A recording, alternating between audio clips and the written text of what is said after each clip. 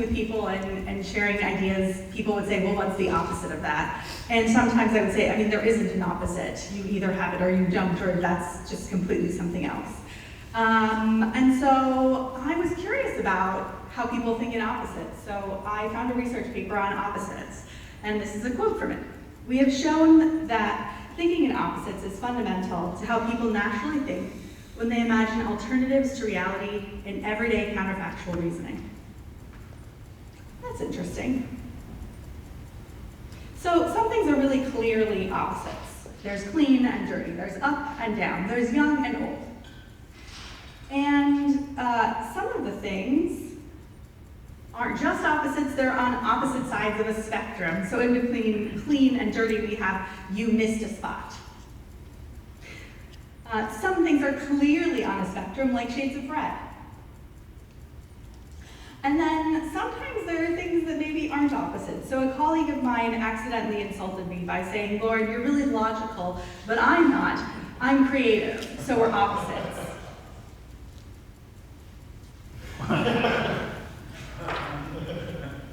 False. So these things are logically, like they're conceptually close enough. You could put them on a 2x2 matrix if you wanted. So logical and illogical, unimaginative and creative. So where I would consider myself here, this other person is over here. So this idea of opposites is one lens to see the world with. There are so many lenses to see the world with. Like you could have these steampunk glasses that can take on and off lenses, or look through a bunch of different lenses that have different magnification. The research paper goes on to say that opposites are an organizing principle of the human mind. It's hardwired in. How many things do I think of as opposites that are actually two completely different things? Also, what else is hardwired in and what's not? So I was thinking about the lenses that I see the world with. So for example, I grew up in Miami, so there was a lot of Cuban culture growing up. I was raised Jewish. Also, there are some lenses that I developed over time, proprioception through Iyengar style yoga that I've been practicing for 11 years. Also, understanding the world through sound after studying music for 28 years. Some of the lenses are hardwired in and based on the circumstances of my birth, and some of them I've developed with practice and time. So some things are hardwired in. We can create new lenses for ourselves through focused study and attention, or stumble upon new lenses by accident as we change our circumstances. So I read someone saying increasing the surface area of serendipity, like attending Fluidity Forum, for example. So here's a new lens that's foreign to me. I stumbled across it. I think it's interesting, so I'm going to try it on. So I think manipulation is a lens we can look through. It's also on a spectrum, so some people see the world through the lens of manipulation. How much people are or aren't being manipulated. So there's one end of the spectrum that everyone is manipulating everyone all of the time. Then in the middle, we've got behavioral economics is cool. On the other side, the babies crying for food, maybe they're not really thinking about it that way. So maybe this is a spectrum you can use, and maybe some people just don't see it that way at all, like they just don't have that lens on at all. There are so many lenses we could see the world with: color, sound, shape, smell, music, sales. Everything is a sale. I met someone in sales and that's what he said, and I said, wow, I never really thought of everything through the lens of sales before. Technology is a lens. So there are all these lenses to see the world with, and we can wear them or not. Speaking of the surface area of serendipity, here's something I'm going to ask you all a little bit later. What are some ways that you've acquired new lenses? So here's some examples I've thought of: learning a new language, joining, leaving a religion, taking a woodshop class, and learning to build things. And I'm sure there's many, many more that I'm going to ask you about at the end. So some lenses come more naturally to certain folks than others, so religious observance, feeling American, training as a musician, and I think taking lenses off and on is a skill, and it seems to require imagination and practice. Could the hardwired lenses blind us to other possibilities? Since opposites are an organizing principle of the human mind, and we know that this natural organization can sometimes lead us astray, this seems like it's a reality distortion field, these hardwired lenses. What else are we missing out on? So I was talking to a friend of mine about this who said, you should read Nietzsche's Perspectivism. And so I skipped right to that section of his work, and I came across this quote, "To what extent even our intellect is a consequence of conditions of existence? We would not have it if we did not need to have it, and we would not have it as it is if we could live otherwise." So, and I never thought before that moment about how my evolutionary need for food and shelter is a reality distortion field. What would the world look like to us if we didn't need food and shelter? So I said this to a philosopher friend of mine, and he said, well, you didn't finish the thought, what's the answer? And the thing is, I'm a researcher, I ask the questions, I don't give the answers. But if you guys have an idea of some way that your life would be different if you didn't need food, if you didn't need temperature control, and if you didn't need sleep, think about it for a minute, and if you have an idea, I'd love to hear it.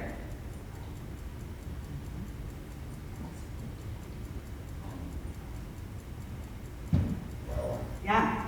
you can start thinking about the idea of imagining societies made of herbivores, let's say, sheep, where anytime they're fed up with something, they can go somewhere else and graze.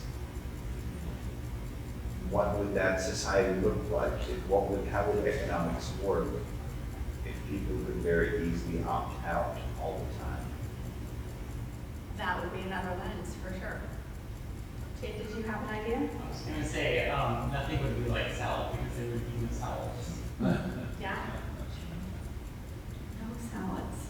Yeah. Yeah, I just was talking to Carrie while I was thinking about this, and I think that I would have a lot less anxiety if I were not worrying about where the money was going to come from for food and shelter, not worrying about how do we care for my kids in that case. So I think we would have, number one, more free time to explore the things that were personally meaningful to us. And number two, yeah, a lot of people take jobs, for instance, that they don't have any interest in and don't care about because it allows them to not worry about things like this, about how we're going to provide for that. And so it's not just time to pursue our interests, it's also would we need to do things that we weren't interested in as a necessity, just to make sure that this is okay. Absolutely. So if we all have lenses, many different lenses, what are we missing out on when we don't look through the same lenses as others? And what do other people see that's different than what we do?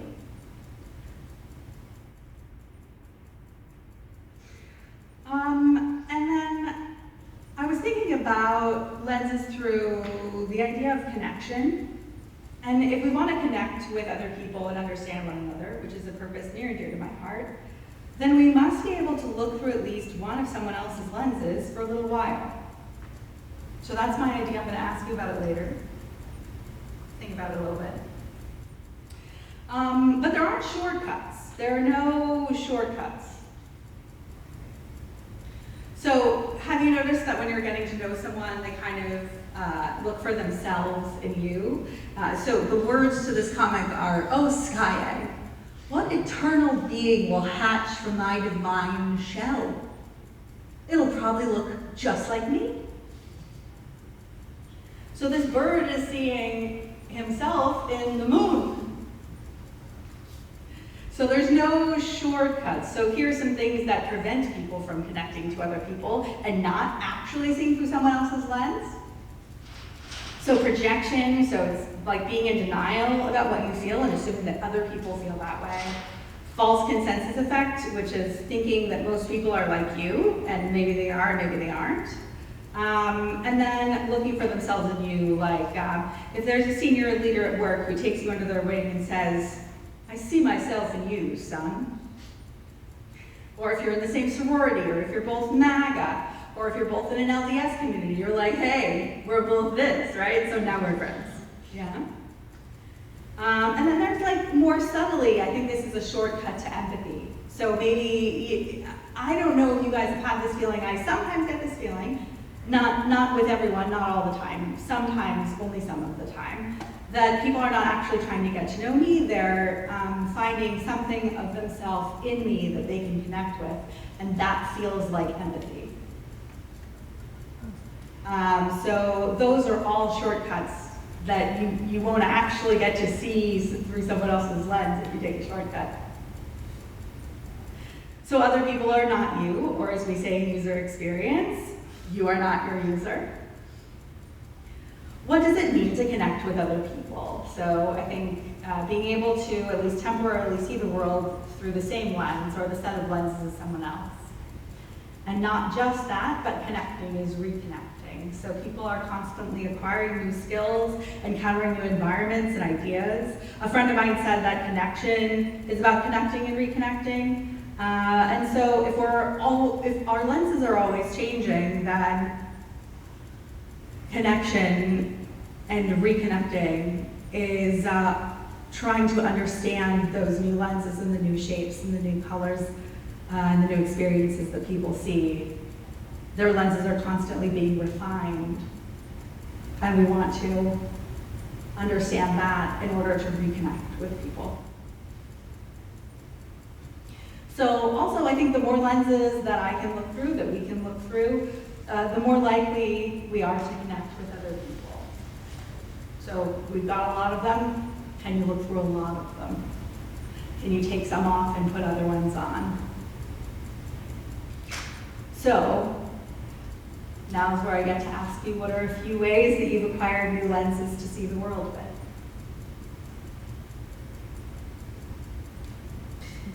Great. When you were talking about that, the first thing I said is becoming a parent. Totally. Yeah, it completely changes the way you look at the world and yourself and other people. So. Very much. Becoming a dancer and seeing boundaries through a new lens. It's super helpful for even just interpersonal connections, understanding how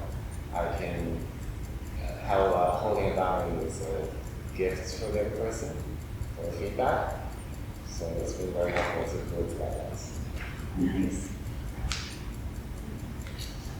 I join systems and participate intimately with them for a period of not less than 6 months until I have absorbed the core tenets of that, and something changes either to expel me out or to expel them out, and then retain and alchemize the benefits. So you have to believe it entirely and then trust that there's something stronger that will reconnect all the parts afterwards. What a lens that is. Bruce? Yeah, so I met Matt many years ago because we both had an interest in Elbaum, which is a constructed language, and I was learning that at the time, and I was trying to write a little, wrote a little paragraph about, so a person goes into a store and he does blah, blah, blah. And I'm trying to translate this. And Elbaum does not have gendered pronouns.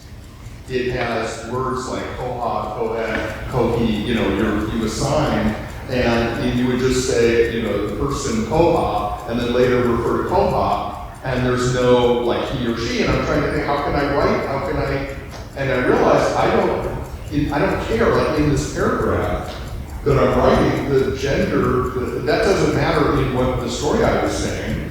And it just like that, like changed my perspective. Like, wow, I have this built-in, like culturally learned way of viewing and speaking, and this trying to learn this other language kind of like, that was like a new piece.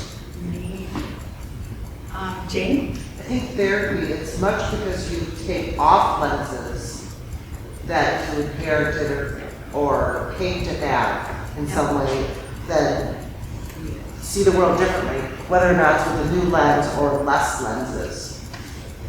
Yeah, neat. Okay, so as much as time allows, we're going to do a couple of small group chats and then talk to each other and then share with everyone. So take a look at this first question. We might not get to all three depending on time. That's okay. We can do the third one later if you're interested.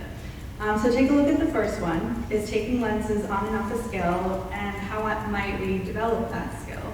So what I'd like people to do is get into groups of 2 or 3. I'm really not picky about group size. If you're like, man, that group of 4 looks great, like go with your heart on that. And I want you to talk about this idea and think about it. And then after a couple of minutes of talking, we're going to share. So we'll have about 5 minutes to talk, and then we'll share about it. So find yourself a partner or 2 partners. I have a question. Yeah. Are we going to talk about all of the things on the screen? As time allows. Okay. Yeah. So maybe we'll get to 1, maybe we'll get to 2, maybe all 3. Okay.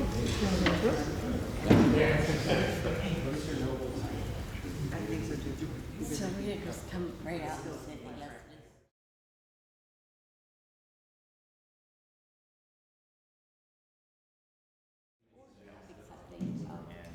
Things in ourselves. All right. So would someone like to share what they've been talking about on bullet point number 1? Yeah. One of the ways to develop the skill is reading and writing. Ooh, tell us about why and how. Well, there was a famous writer who said, novels exist to prove that other people exist. If you read the novel, you're getting that view of that other person. And if you try to write the novel, it's an even bigger problem. And you really have to try to put yourself, or you'll write a bad book. Most books are bad books where they assume that the people who are different from the author are just stupid, right? But if you want to write like Tolstoy, you need to sort of be able to get into someone else's mind. Is there anyone else who'd like to share what you guys have been talking about? I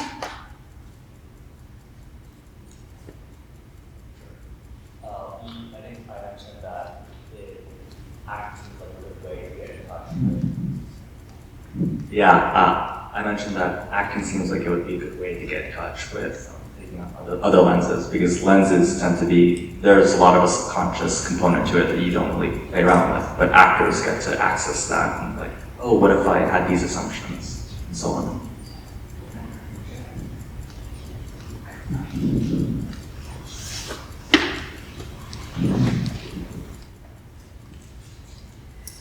So for me, I have a way of like examining my ego in situations in a lot of ways. So I will try to like pull myself out of, I like to talk about being on the field and being in the bleacher seats. So I'll say or do something and then I'll be like, okay, where's my ego in this? You know, and then I pull myself back. And when I can see myself from an observational view, I think it opens up my field of things, and it allows me to see things potentially from other people's perspectives. And then a lot of times that affects how I can be in the situation. It's like an ego check, if that makes sense. I just stop and say, what would it be like if I was able to pull myself off the field and sit in the bleacher seat? What would it be like if I was observing this, or if I was observing the 2 people, like maybe it's a 2-person situation. So if I'm observing the conversation and I'm talking from my side, and then they're talking from their side, and then I can see, oh, what would it be like if I put myself in that particular position? Almost like watching the acting show and pretending like you're one of the actors that's in that role. Does that make sense? Yeah, what does it feel like? It feels like, sometimes it feels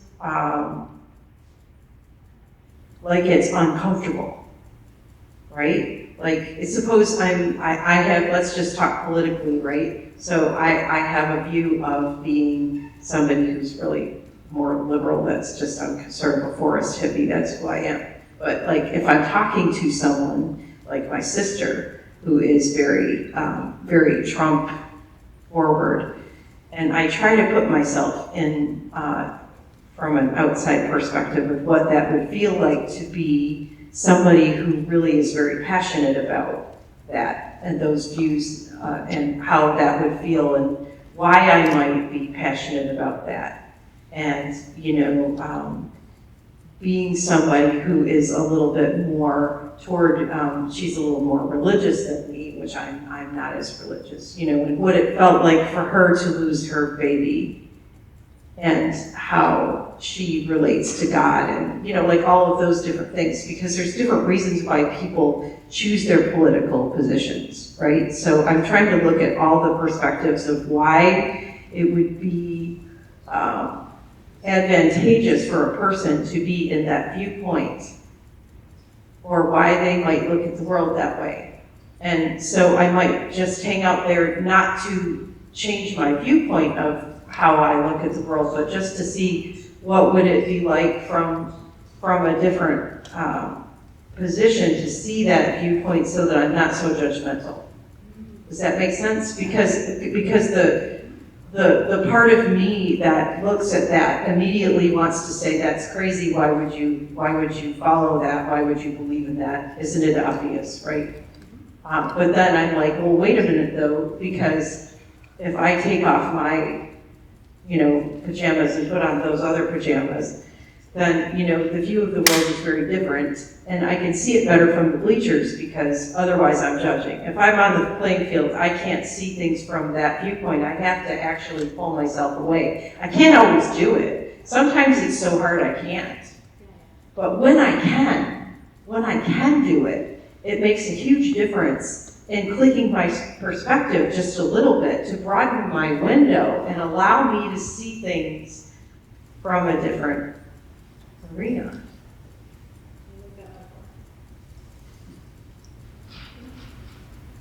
All right, so we're going to talk about the next bullet point for another 5 minutes, and then share about it. So we're doing things. Yeah. So this bullet point is something that I've struggled with. Can we place a value judgment on lenses? Are there some that are better than others? Is it good to be aware of all of the lenses? Personally, I think I know as much as I ever want to know about incels on the internet, for example.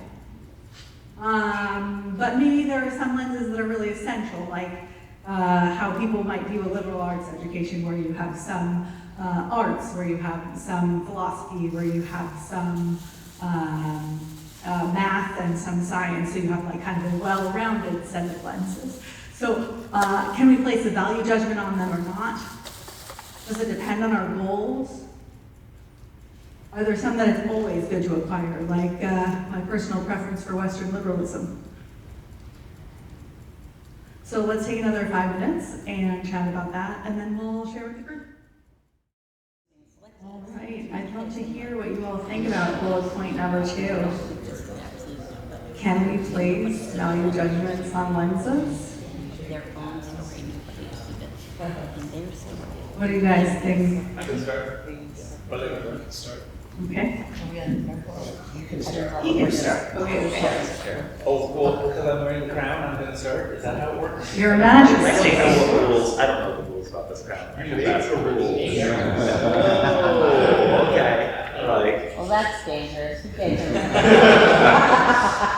I was talking about how lenses are contextual and they serve some kind of purpose, or are they the result of some kind of problem being solved. and that the misapplication of them and people really disliking them is often because they've been used to apply to like universally like an eternalism instead of within the context. So Stephen Prothero has 7 different major categories of world religions, professor of comparative religion, and he says each one is saying to us that we have identified the only problem of the human condition, and all of them disagree on which one that is. And here's that problem, here's our solution, and that if you have that problem, maybe you should go look up what that religion said. And that if you don't, maybe you shouldn't be trying to apply that religion. Can you give an example? Yeah, like Buddhism thinks that the problem is suffering, and that the solution is to cease to exist. And that Christianity thinks the problem is sin, and you want to get rid of the guilt, and so the solution is salvation. Those seem like really extreme measures. Yeah. It's a lens, though. They're lenses. They're lenses. Why? Why are they lenses? Because they got here's the only problem that humans have, and they're like, yeah. So now we're going to come up with extreme solutions as if that is the only problem humans ever have. He says that with Judaism the problem is exile and the solution is return. And he's got like Hinduism, and he had a lot of trouble with that chapter. Yeah. Anyway, this is his model, is that lenses are contextual. So are you saying that the value of a lens is or one value of a lens is how it is useful in alleviating some ailment of the human condition? Yeah, like somebody else has, with a different lens than me, has different information than me, and also is responding to different problems than I have. That's where I'd start figuring out how much I like that lens. And if I don't like that lens, it's because it's being wildly misapplied as a sort of universal absolute eternalism.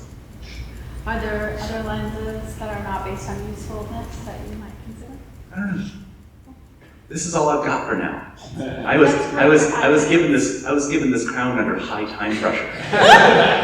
What are you the king of? That's great for 5 minutes. The king of hosts, apparently. The king of hosts. The king of rituals has bestowed you the king of hosts. Lord of the Lord. Hallelujah. So I'd like to call to attention the metaphor of the crown, where heavy lies the crown. I was the king of words in all caps, and Jade was the empress of the galaxy, I believe. You can correct me if I'm wrong with that one, but it has been a succession of 4 consecutive royal ships, as it were, today, and it's a little lens. The lens is this lens of royalty, right? And it's how it feels to have everybody looking at you with a crown on your head. It's like, can you relax? Can you keep your heart open? And remember, you cannot take the crown off. You have to bestow it to somebody else if it's uncomfortable. So you have to wear that crown. It cannot touch the ground. And if it needs to leave, it has to go to somebody else, and you have to give them a title of the king or queen or whatever the thing is of that. So this is an example of a traveling lens to get people an example of what it feels like to be experiencing things in a certain way for a certain reason. I believe that I can place a value judgment, not necessarily on lenses. Some are better at others for a thing. I think it depends entirely on the goals, the goodness of the lens, but like you might want to look through a cracked lens if you want to empathize with a schizophrenic person, or to test to see how loving you are in your heart. You might want to do a crazy drug to see like how much you can stay in your own center while being pulled to shreds, you know, and that could strengthen you or destroy you, depending on like how bold you are, how strong you are. But I do believe that there are some lenses it's always good to acquire, and those are the ones based on the metaphysics of the human experience, like the lived-in human experience, how the body is routed, how it routes energy, how these things. These are objectively good lenses. If you do not have them, you will be at a disadvantage. If you do have them, you will be at a severe advantage relative to anyone who does not have them, as long as you can empathize with others from their less advantaged positions and exchange information on these lenses, you will do well. Yeah, so several times this weekend I've been having conversations with people about a lot of my readings recently in psychoanalysis. And you've asked me kind of, what is this lens of psychoanalysis? What is this lens of psychoanalysis? And a lot of the readings that I've been doing, I'm kind of pointing out that there really isn't, a lot of the psychoanalytic kind of principles are really getting at how do you make sure that each new patient, each new lens with each new patient is unique. And probably not only that, but each new session, you don't keep anything in mind from the past. The past is always alive in the present, sure. But you never want to use an old dirty lens on the current present. And so I've been trying to describe exactly what is psychoanalysis if you're trying to do this very unique thing that's new to each person, new to each moment of that person. And so I've come to recognize that maybe the kind of lens of psychoanalysis is kind of not so much an actual lens as more of a kind of collection of failure modes that are grouped under the heading of psychoanalysis of this kind of uniqueness, unique kind of mode of therapy, mode of healing that can't quite be named because it's so unique in each case. And it's kind of similar to what physical eyeglass lenses are. What are eyeglass lenses? But in a sense, a deviation from 2020. They are, in a sense, kind of a failure mode of the human body, a corrective one at that allows you to live a full life. But in a way, that's maybe one way to frame them, or we lens them. Anyone on this side or in back?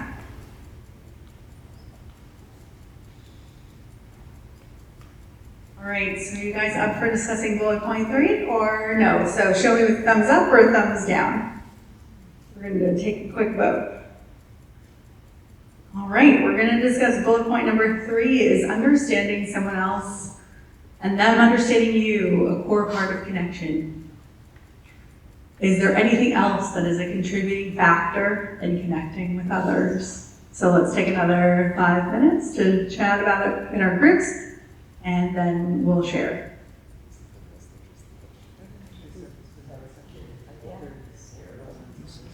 For me, it depends on how long it's been.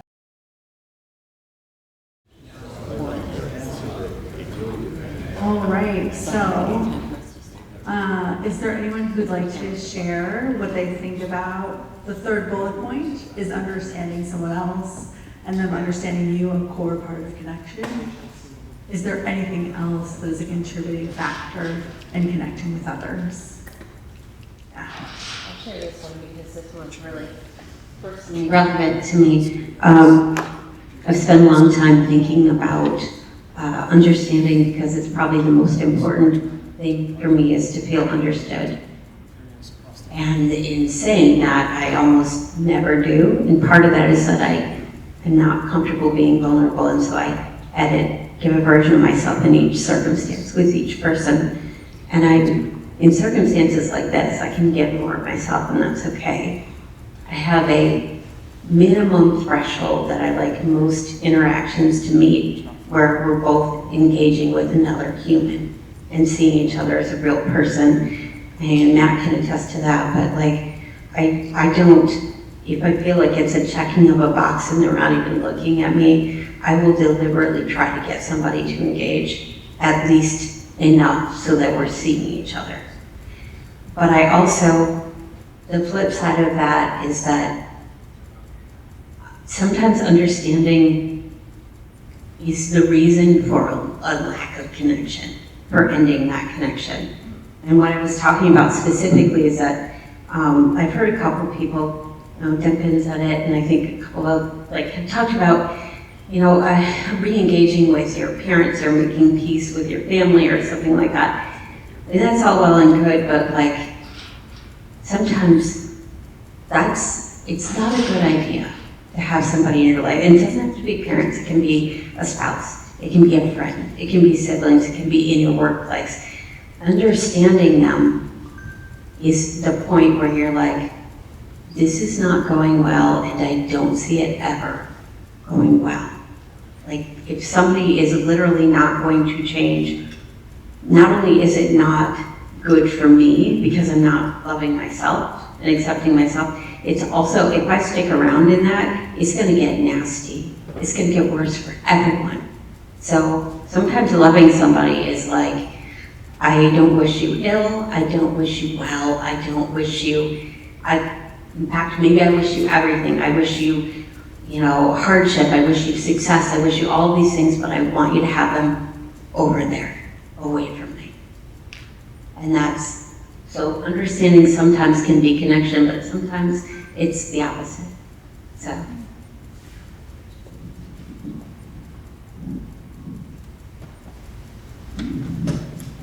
I think it's contextual for different people, whether you need understanding or not. I find I've often been pretty successful at making myself understood and have been very fortunate in having people understand quite a lot. And if that was a deficit, I would want way more of it. But as it was, what I wanted was to be able to do things together with people and have that actually happen, whether we understand each other or not. Too often, I've had relationships where there really seemed to be a ton of simpatico, but it just in the end, it didn't end up mattering. And other situations like, for example, my fundamentalist Baptist parents, I am on really good terms with these days. And there's things that we want to do together as a family, my brothers, my sisters, their kids, my parents, we just do those things. Whether we're doing them for the same reasons or motives, we can set aside. And so they were very proud that Fluidity Forum was a thing that was coming into existence, and they have no earthly clue what it is. And never ever will. And they said, how can we help them? Last year. And in a way, provided a blessing with no understanding and very little, honestly, very little interest in understanding, but doing something together, which is why the logo of Fluidity Forum is a bridge, because I don't understand half of you people almost all of the time. Or almost all of you people half of the time, so much as I would like. And so that's less important than what are we doing together, did we agree to do it, and then we can work out the details as we go. Thank you, Your Majesty. And thank you, everyone.